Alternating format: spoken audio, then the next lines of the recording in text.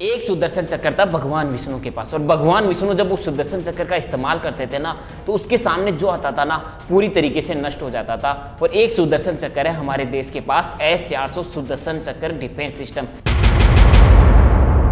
और S-400 के दायरे में भी जो आता है ना वो पूरी तरीके से तबाह हो जाता है। और S-400 को भारत के IACCS यानी कि integrated air command and control system के साथ जोड़ा गया है, जिससे ये देश के बाकी के डिफेंस सिस्टम के साथ मिलकर काम करता है और भारत देश को मिसाइलों के अटैक से बचाता है। ये पहली बार चर्चा में तब आया था जब ऑपरेशन सिंदूर के बाद में पाकिस्तान ने कई मिसाइल अटैक इंडिया पे किए, परंतु S-400 सुदर्शन चक्र डिफेंस सिस्टम इंडिया का सुरक्षा कवच बनता है और पाकिस्तान की हर मिसाइल को पूरी तरीके से नष्ट कर देता है। परंतु इससे पहले हमने इसके बारे में क्यों नहीं सुना? क्योंकि ये हाईली क्लासिफाइड और स्ट्रेटेजिक एसेट है, इसे आम जनता के सामने पेश नहीं किया जाता। ये हाथी के वो दांत है जो दिखते नहीं है पर खाने के काम आते हैं।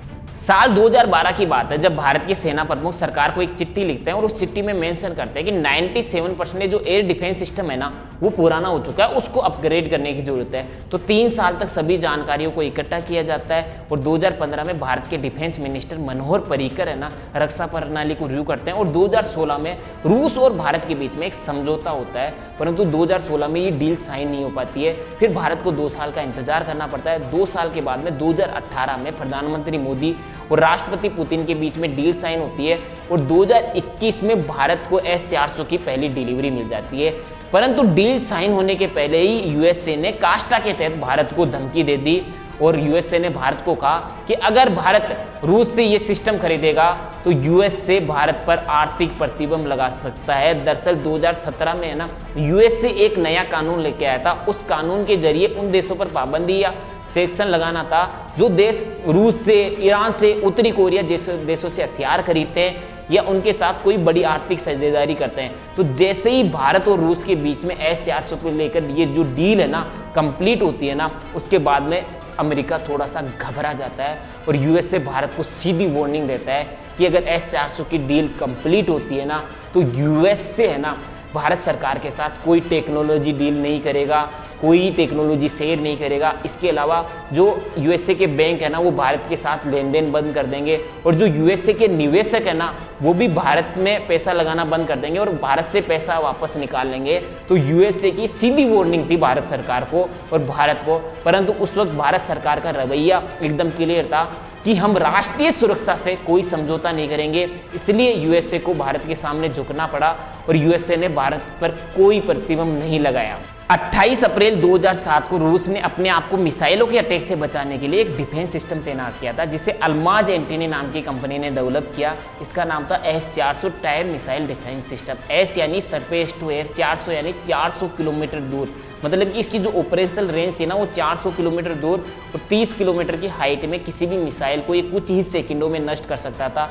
अब इसको आसान भाषा में समझे कि यार 400 किलोमीटर की दूरी होती कितनी है, तो लाहौर से जो दिल्ली की दूरी है ना वो 400 किलोमीटर है। अब कोई मिसाइल लाहौर से दिल्ली की तरफ आ रही है तो दिल्ली में बैठे बैठे ही उस मिसाइल को कुछ ही सेकंडों में नष्ट किया जा सकता है।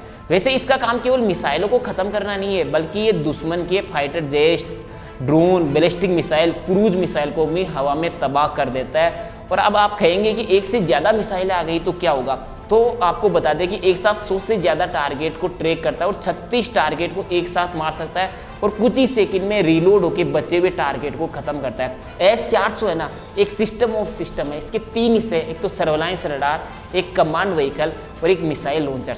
सर्वेलांस रडार है ना वो नज़र रखता है 600 किलोमीटर दूर तक कि अगर कोई मिसाइल 600 किलोमीटर दूर से भी फायर हो रही है ना तो उस पर नज़र रखेगा और जैसे ही वो मिसाइल 400 किलोमीटर की रेंज में आएगी ना उसको नष्ट कर देगा। इसके अलावा दूसरा जो इसका हिस्सा है ना कमांड व्हीकल, कमांड व्हीकल में आर्मी ऑफिसर रियल टाइम में डिसीजन लेता है कि कब है ना मिसाइल को फायर करके जो दुश्मन की मिसाइल आ रही है ना उसको नष्ट करना। इसका थर्ड और सबसे इंपॉर्टेंट हिस्सा होता है मिसाइल लॉन्च व्हीकल, जिसमें 4 तरह की मिसाइलें होती है। मान लीजिए किसी छोटे टारगेट को, ड्रोन को 40 किलोमीटर दूर से कोई मिसाइल हमारी तरफ आ रही है तो उसको नष्ट करने के लिए 9M96E मिसाइल का इस्तेमाल किया जाएगा।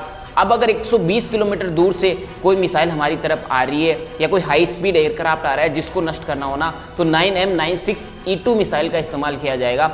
और 250 किलोमीटर दूर से कोई फायर करता है हमारी तरफ मिसाइल या कोई बैलिस्टिक मिसाइल आ रही है उसको नष्ट करने के लिए 48N6 मिसाइल का इस्तेमाल किया जाएगा।